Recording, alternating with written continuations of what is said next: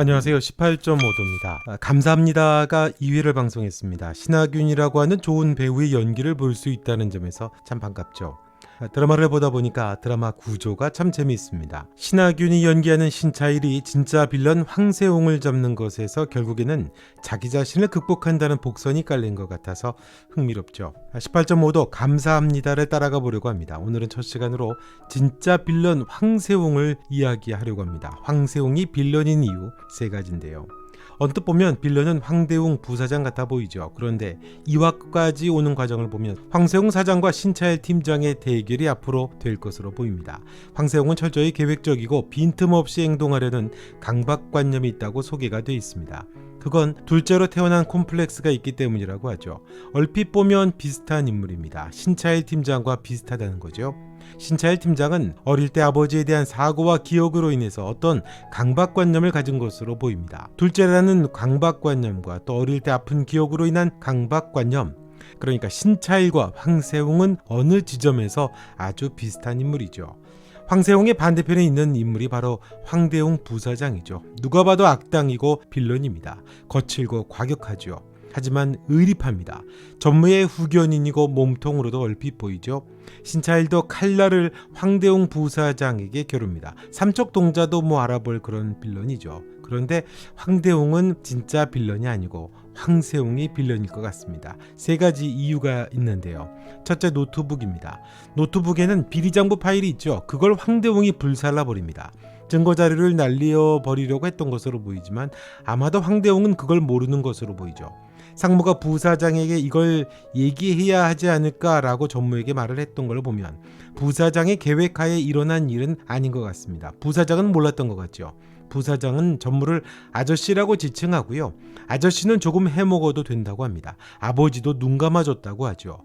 여기에 어떤 사연이 있던 것으로 보입니다. 노트북 건으로 전무가 곤혹스러워하는 것 같으니까 구해주겠다고 하죠. 이유는 어릴 때 사고를 쳤던 자신을 늘 수습해줬던 사람이고 아버지 대신 맥까지 맞아줬다고 이야기합니다. 전무가 좀 어설프고 과격해 보이지만 굉장히 인간적인 면모가 있던 걸로 보이죠. 어릴 때고 더구나 배다른 이복 자식이라면 약삭빠른 전무가 굳이 이익을 위해서 황대웅에게 그럴 필요가 없죠. 첫째나 둘째에게 그래야죠. 황대웅을 불쌍하게 생각했던 게 아닌가 싶습니다. 그래서 이제 자기가 아저씨를 구해주겠다고 한 거죠. 신차일이 겨눈 칼이 1차적으로 전무에게 향했고 또 전무가 해고될 그런 위기 상황이 됐으니까요. 황대웅은 노트북을 불살라버리면서 심지어는 내가 허락한 일이라고 말을 합니다. 사람에 대한 의리가 보통이 아니죠. 아마 이 지점이 향후 신차일의 마음을 흔드는 지점이 될 수도 있겠죠. 여기에는 구한수도 있습니다. 사람에 대한 신뢰가 깊습니다. 감사가 사람보다 더 우선일 수는 없다고 말을 하죠. 곁에서 팀장의 마음에 균열을 낼 수 있는 인물이기도 합니다.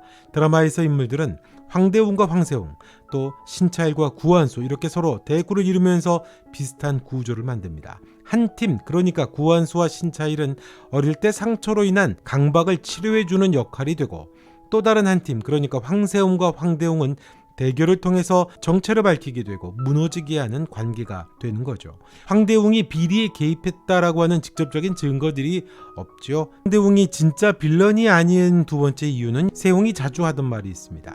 내가 사장이니까요 라는 말을 자주 하죠.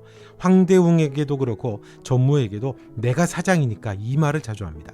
인물 속에도 나오지만 태어나자마자 선택권이 주어진 인물은 첫째 형입니다. 형이 경영권을 가진 사장이니 둘째는 콤플렉스가 있을 수밖에 없죠.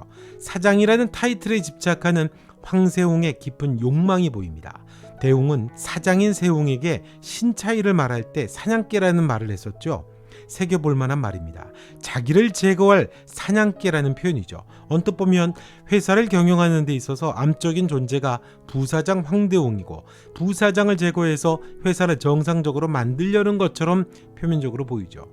그런데 이번에 있는 진짜 사장 건웅의 처는 남편이 일어나면 황대웅을 잘라버릴 거라고 말을 합니다.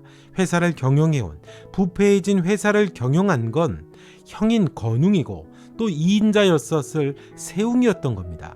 형인 건웅이 사장에 취임한 지 2년이 채 되지 않아서 사고가 난 걸로 돼 있죠.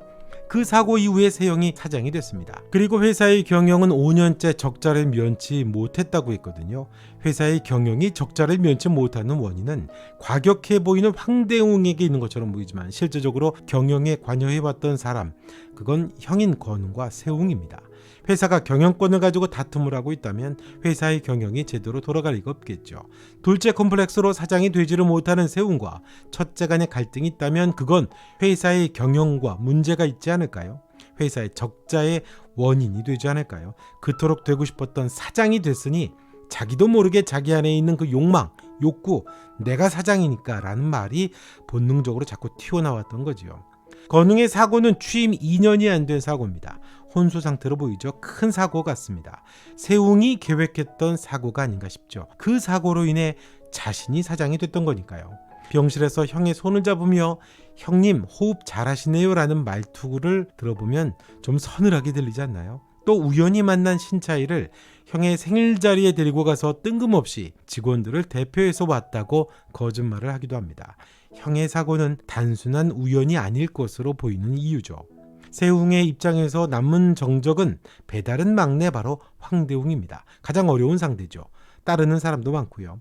대웅은 여전히 현장을 뛰면서 열심인 것으로 보입니다. 처음 등장이 흙 묻은 차에 흙 묻은 신발이었거든요. 그래서 그 막내를 잡을 사냥개가 필요했고 그 사냥개를 찾았고 그게 신차일이었던 것으로 보입니다. 언뜻 보면 부패한 회사를 청소하려는 세웅의 작전 같아 보이지만 실은 자기 세상을 만들기 위한 마지막 퍼즐, 마지막 사냥의 대상이 황대웅, 부사장 막내였던 거죠. 또 보게 되면 신차일의 이력이라고 하는 게 1년을 거의 채우질 못하는 그런 감사 역할이었습니다.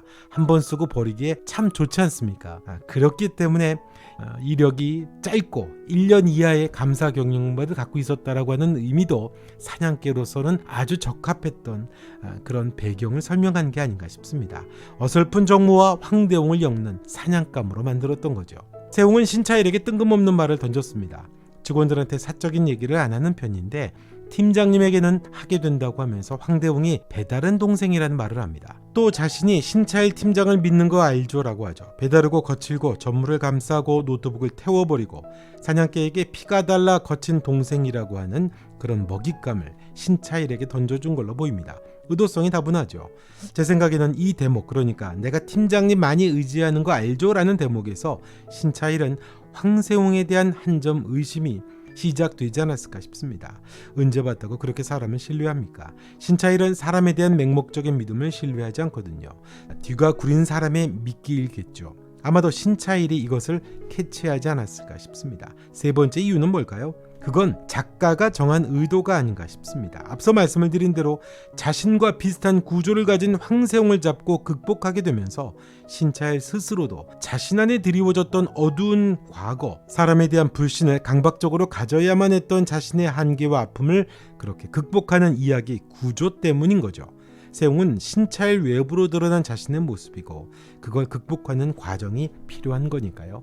자, 이번 영상은 여기까지 하겠습니다. 영상 좋으셨다면 구독과 좋아요, 알림 설정도 부탁드리겠습니다. 18.5도 감사합니다. 다음 시간에 뵙겠습니다.